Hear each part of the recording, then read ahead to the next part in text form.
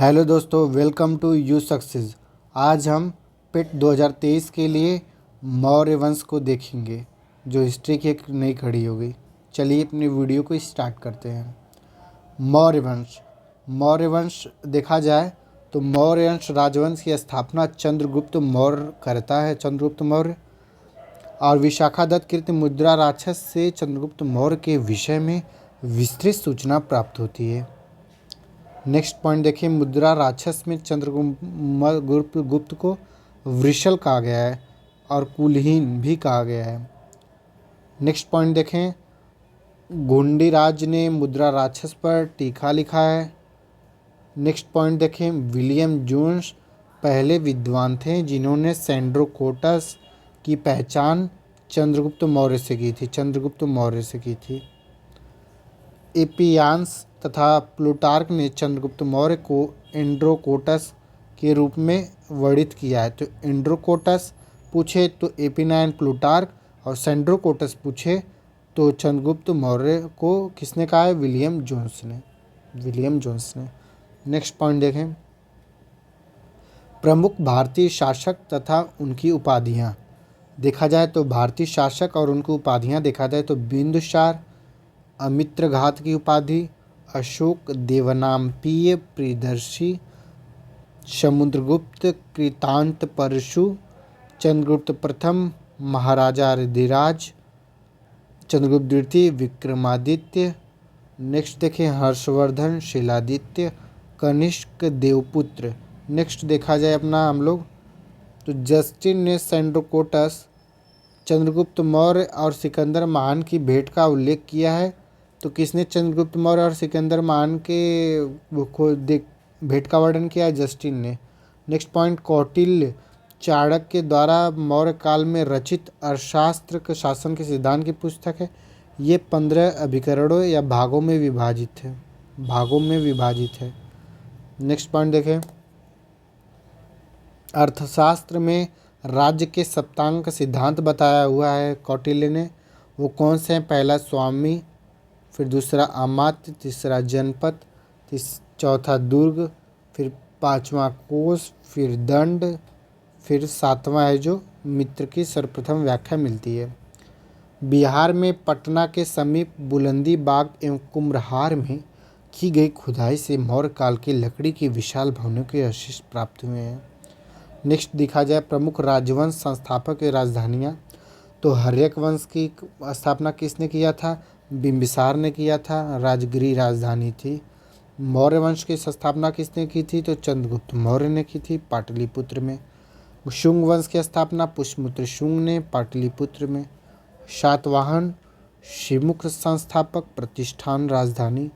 गुप्त वंश श्रीगुप्त, पाटलिपुत्र इसकी राजधानी। वर्धन वंश पुष्यभूति, थानेश्वर इसकी राजधानी। गढ़वाल चंद्रदेव, कन्नौज इसकी राजधानी। पल्लव वंश सिंह विष्णु, कांचीपुरम इसकी राजधानी थी। और राष्ट्रकूट की राजधानी दंती दुर्ग थी। और मान्यखेत इसकी जो राजधानी थी दंती दुर्ग ने इसकी स्थापना की थी। अगर आपको वीडियो पसंद आ रहा है तो प्लीज़ इसको शेयर कर दीजिए। नेक्स्ट पॉइंट, चंद्रगुप्त मौर्य ने दक्षिण भारत की विजय प्राप्त की थी। तो सर्वप्रथम किसने दक्षिण भारत की विजय प्राप्त की थी? तो चंद्रगुप्त मौर्य ने। जैन एवं तमिल साक्ष्य भी चंद्रगुप्त मौर्य की दक्षिण विजय की पुष्टि करते हैं। चंद्रगुप्त मौर्य ने सिकंदर के साम्राज्य के पूर्वी भाग के शासक सेल्यूकस की आक्रमण सेना को 305 ईस्वी में परास्त किया। तो सेल्यूकस को परास्त कब किया? सेल्यूकस को जो ये हराता है वह 305 में हराता है। नेक्स्ट देखें, 269 ईस्वी के लगभग अशोक का राज्याभिषेक होता है। अशोक के अभिलेखों में देवनामप्रिय उसका नाम मिलता है। देवनाम प्रियदर्शी अच्छी दृढ़ताओं में प्रिय, अर्थात पुराणों में उसे अशोक वर्धन कहा गया है। फिर नेक्स्ट पॉइंट देखें हम लोग, दशरथ भी अशोक की तरह देवनामप्रिय लिखता था। तो पूछ सकता है कि कौन अशोक की तरह देवनामप्रिय लिखता था? तो उसका पौत्र दशरथ जो था वो लिखता था। नेक्स्ट पॉइंट देखिए, अशोक के अभिलेखों में रज्जुक नामक अधिकारियों का वर्णन मिलता है। नेक्स्ट पॉइंट देखिए, रज्जुकों की स्थिति आधुनिक जिला अधिकारी जैसी थी। जिसे राजस्व और न्याय दोनों क्षेत्रों में अधिकार प्राप्त हैं। नेक्स्ट पॉइंट देखें, मौर्य काल में व्यापारिक काफलों को सारथवा की संज्ञा दी गई थी। सारनाथ स्तंभ का निर्माण अशोक ने कराया था। नेक्स्ट पॉइंट देखें, बौद्ध धर्म ग्रहण करने के उपरांत अशोक ने आखेट और विहार यात्राओं पर रोक लगा दी तथा उनके स्थान पर धम्म यात्राएं प्रारंभ की।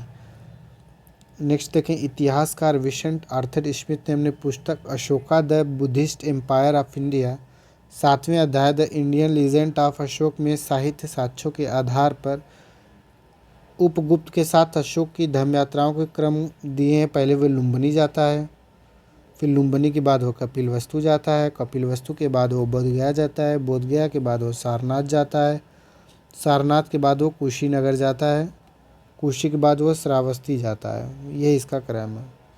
फिर नेक्स्ट देखें, कालसी, गिरनार और मेरठ के अभिलेखों में ब्राह्मी लिपि में लिखे गए हैं। अशोक के अभिलेख को 3 भागों में विभाजित किया जा सकता है, शिलालेख, स्तंभलेख तथा गुहालेख। प्रथम शिलालेख में जो है वह पशु बलि की निंदा करता है। दूसरा शिलालेख में मनुष्य पशु चिकित्सा की बात करता है। तीसरे अभिलेख में अधिकारियों का 5वें वर्ष दौरा होता है। पांचवा जो शिलालेख है धर्म मात्र की नियुक्ति करता है। छठा शिलालेख प्रशासकीय कार्यों का प्रबंधन करता है। 11वां शिलालेख धम्म की व्याख्या करता है। 13वां शिलालेख कलिंग युद्ध का वर्णन करता है। नेक्स्ट देखें, शिलालेखों जो 14 हैं का एक समय जो 8 विभिन्न स्थानों पर प्राप्त हुए हैं जो शिलालेख हैं। प्रमुख दर्शन देखा जाए और उनके संस्थापक को देखा जाए हम लोग तो न्याय दर्शन के महर्षि गौतम हैं इसके संस्थापक। सांख्य दर्शन महर्षि कपिल हैं। मीमांसा दर्शन महर्षि जैमिनी हैं। योग दर्शन महर्षि पतंजलि हैं। वैशेषिक हैं महर्षि कणाद हैं।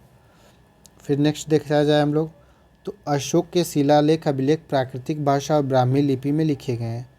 तो अशोक के जितने भी अभिलेख हैं वो प्राकृतिक भाषा में लिखे गए हैं और ब्राह्मी लिपि में मैक्सिमम लिखे गए हैं। केवल 2 अभिलेख साबासगढ़ी और मानसेहरा जो है ये ब्राह्मी लिपि में और खरोष्ठी लिपि में। ये खरोष्ठी जो लिपि थी ये दाएं से बाएं लिखा जाता था, दाएं से बाएं इसमें लिखा जाता था। फिर नेक्स्ट देखें, तक्षशिला से अरमाइक लिपि में लिखा गया एक भग्न अभिलेख मिला है जो सुरकिना नामक स्थान से यूनानी तथा अरमाइक लिपि में लिखा गया है। द्विभाषिक ग्रीक एवं अरमाइक भाषा अभिलेख तथा लगमान नामक स्थान से अरमाइक लिपि में लिखा गया अशोक का अभिलेख प्राप्त हुआ है। नेक्स्ट पॉइंट देखें, जेम्स प्रिंसेप के अशोक के अभिलेखों को पढ़ने का श्रेय सर्वप्रथम प्राप्त होता है। दूसरा, प्राचीन भारत में खरोष्ठी लिपि दाएं से बाएं लिखी जाती थी, आप ऊपर बता ही चुके हैं। नेक्स्ट पॉइंट, अशोक ने अपने राज्याभिषेक के 20 वर्ष बाद लुम्बिनी की यात्रा की। तो पूछ सकता है अशोक ने अपने राज्याभिषेक के कितने वर्ष पश्चात लुम्बिनी की यात्रा की थी, तो 20 वर्ष। नेक्स्ट, अशोक ने बुद्ध की जन्मभूमि होने कारण लुम्बिनी ग्राम को बलि का कर माफ़ कर भूराजस्व 1/6 से 1/8 कर दिया था और धार्मिक कर माफ़ कर दिया था, कर माफ़ कर दिया था। अशोक के 13वें शिलालेख में कलिंग युद्ध 261 BC में जो होता है उसका वर्णन है। नेक्स्ट पॉइंट, अशोक के दीर्घ शिलालेख में सभी संप्रदायों के सार की वृद्धि होने का कामना की गई तथा धार्मिक सहिष्णुता हेतु उपाय बताए गए हैं। अशोक के दूसरे बृहद अभिलेख में दक्षिण भारत राज्यों बृहद शिलालेख में दक्षिण भारत चोल, पांड्य, सतयुटु, केरलपुतु सहित ताम्रपर्णी श्रीलंका की सूचना मिलती है। इसके अतिरिक्त 13वें बृहद शिलालेख में चोल, पांड्य एवं ताम्रपर्णी का उल्लेख प्राप्त होता है। नेक्स्ट देखें, मौर्य शासक अशोक ने 13वें शिलालेख से यह ज्ञात होता है कि अशोक 5 यवन राजाओं के साथ मैत्रीपूर्ण संबंध थे, जिनमें अंत्योकस द्वितीय सीरिया का शासक, तुरमाय टालमी फिलाडेल्फ मिस्र का राजा, अंतकी एंटिगोनाताश मकदूनिया का शासक, मग साइरस का शासक, अलेक्जेंडर एपाई एपिरस का राजा।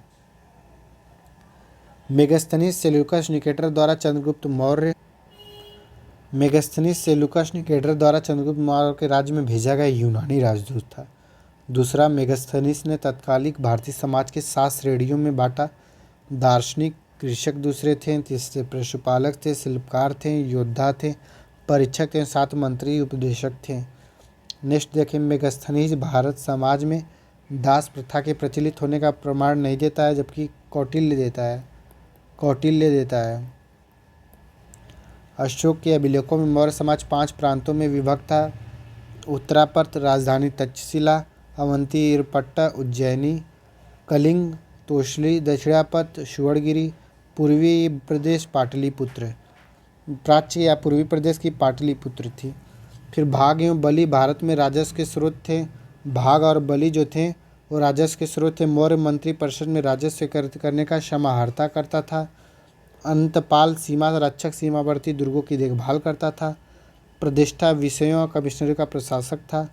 मौर्यगिनी अधिकारी पौतवा अध्यक्ष माप तौल का कार्य करता था। पर्याध्यक्ष जो था वह वाणिज्य विभाग और शून्याध्यक्ष भूषण खाने का प्रभारी था। मौर्य युग में नगरों का प्रशासन नगर पालिका करती थी, जिसका नागरक और पूर्व मुख्य होता था। यूनानी लेखकों ने बिंदुसार को अमित्राकिडीज का और विद्वानों के अनुसार अमित्राकिडीज संस्कृत रूप है अमित्रघात, शत्रुओं का नाश करने वाला बिंदुसार को कहा गया है। पुष्यमित्र शुंग ने 184 BC में अंतिम मौर्य शासक बृहद्रथ की हत्या करके शुंग राजवंश की स्थापना की। तीसरा नेक्स्ट पॉइंट, वायु पुराण के अनुसार अंतिम कौरव शासक सुशर्मा अपने आंध्र जाति ब्रिटिश शुमक द्वारा मार दिया गया। गिरनार क्षेत्र में चंद्रगुप्त मौर्य ने सुदर्शन झील खुदवाई तथा अशोक ने इसे 3री शताब्दी में इससे नहर निकाली। शक छत्रप रुद्रदामन के जूनागढ़ अभिलेख से इन दोनों के कार्यों का वर्णन मिलता है। गुप्तोत्तर काल के मंदिर निर्माणकर्ता पुरी का जगन्नाथ मंदिर बात करें तो अनंत वर्मन चोडगंग, कोणार्क का सूर्य मंदिर नरसिंहदेव प्रथम है ये। कंदरिया महादेव का मंदिर धंगदेव चंदेल। कैलाश मंदिर एलोरा है जो कृष्ण प्रथम है, जो राष्ट्रकूट वंश का। एलिफेंटा के गुहा मंदिर राष्ट्रकूटों ने इसका निर्माण कराया है। तट मंदिर मामल्लपुरम नरसिंह वर्मन द्वितीय कराया मामल्लन का। नरसिंहदेव प्रथम है जो कोणार्क का मंदिर कराया है। बृहदेश्वर मंदिर है जो तंजावुर राजाराम प्रथम कराता है। कैलाश मंदिर कांची नरसिंह वर्मन द्वितीय कराते हैं। मुक्तेश्वर मंदिर कांची नंदी वर्मन द्वितीय कराते हैं। बैकुंठ पेरुमाल मंदिर नंदी वर्मन द्वितीय कराते हैं। महाबलीपुर के एकादशमक रथ नरसिंह वर्मन प्रथम कराते हैं। आशा करते हैं आपको वीडियो पसंद आया होगा। धन्यवाद।